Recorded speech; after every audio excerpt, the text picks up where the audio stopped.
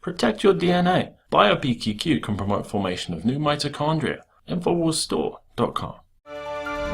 HSBC was found guilty of laundering money by the billions for the drug trade. Of course, Eric Holder's Department of Justice essentially said they were too big to jail. No one went to jail, and they got a very light fine.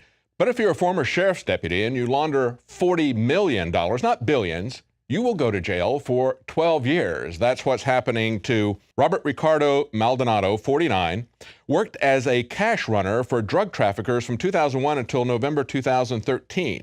Now, during this time, he was a sheriff's deputy. Then he was arrested with $1 million in cash in the trunk of his car. And at the same time, he was running for elected office for constable. So you see, there's a huge difference. If you launder $1 billion, nothing happens to you. If you launder $1 million, you go to jail for 12 years. What happens if you're just set up in the war on drugs?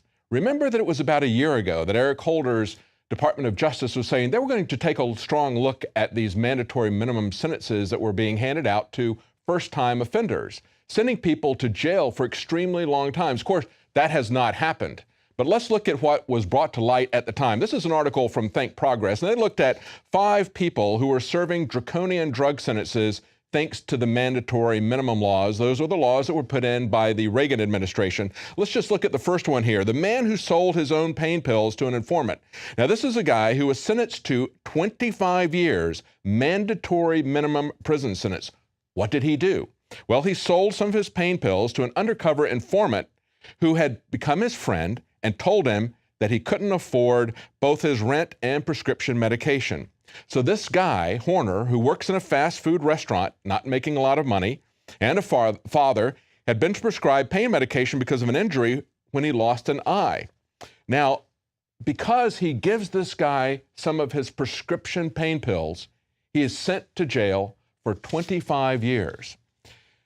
The thing that makes this really egregious is the person who set him up, who befriended him, who told him the lies about how he couldn't pay his rent and pay for pain medication at the same time, was someone who had been convicted himself of a crime and was getting himself off by turning in somebody else. Let's take a look at one more. And of course, this is one that we talked about quite a bit. Someone who was in Montana operating a medical marijuana dispensary considered to be a model of compliance with state law. He was not breaking any state laws, but the feds came after him. What they did was they added a gun charge to his drug charge. They came after him for a large amount of marijuana, which he was doing legally according to state laws. They compounded that with a gun charge and set him up for 85 years. He would not take a plea bargain. Instead, he fought it in court. He lost, unfortunately, because I'm sure they had jurors who did not know about fully informed juries. They didn't know that they could judge the law as well as the facts of the case. They needed to judge the mandatory minimum laws. They needed to judge the federal laws that were coming in conflict with the state laws. But instead, they convicted him.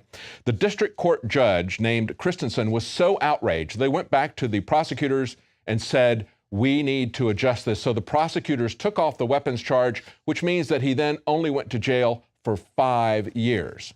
For 5 years, for doing something that was entirely legal in the state of Montana, according to state law.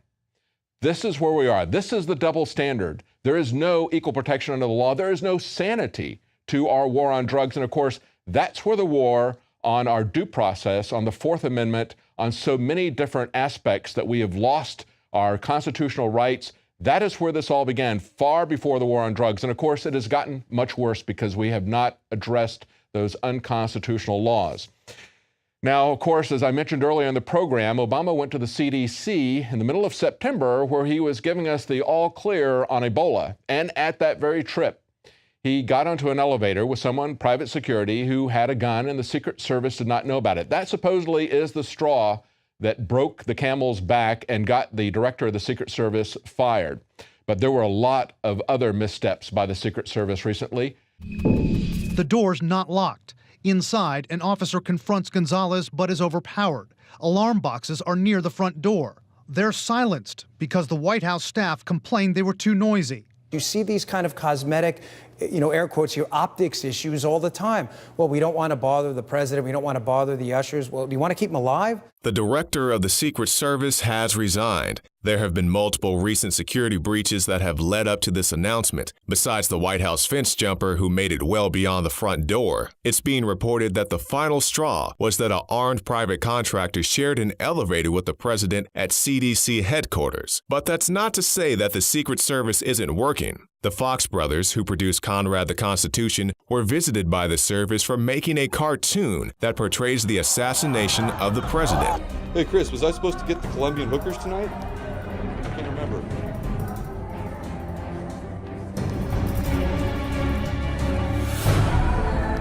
Here goes nothing, Baldy. The brothers were eventually found not to be a threat. Also, when the president came to the LBJ Museum in Austin, Infowars went in hopes of getting in a question. Even though we went through the process of getting credentialed, we were informed that we weren't selected by the service to attend the president's address. We couldn't even get within several hundred yards of the presidential convoy to get decent footage. This is security theater at its finest. Crack down on the media and keep the reporters at bay, but someone can literally waltz into the White House. You can find more reports at Infowars.com. Well, that's it for tonight's news. Now, if you're watching on YouTube, please subscribe to the Alex Jones channel. If you're not a subscriber to Prison Planet TV, please consider becoming a subscriber and supporting our operation. You can share your subscription with others. 11 of you can watch each night as the news is broadcast, and you can also view all of Alex Jones's documentaries. We'll be back tomorrow night at 7 Central, 8 p.m. Eastern. Join us.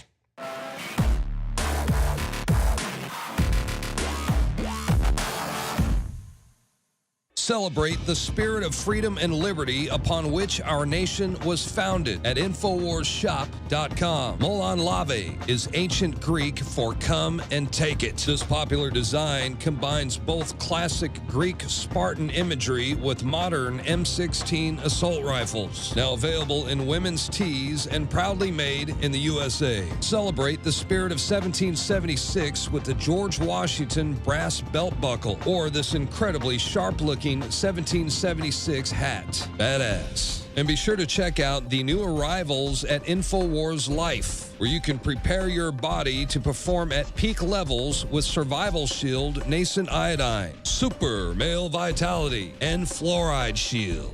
And wake up, America. Immune Support Blend is the healthy choice for the gourmet coffee lover. So get incredibly high-quality, freedom-based products and help fund the revolution at InfoWarsShop.com.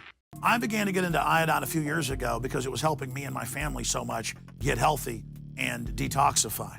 I believe our research is conclusive. This is the best iodine out there. And I know this for a fact. Nobody else has got iodine based on these pure crystals, ladies and gentlemen. For a limited time, experience the ancient power of Survival Shield X2. Take advantage of this unprecedented 30% off Super Detox Special at InfoWarsLife.com.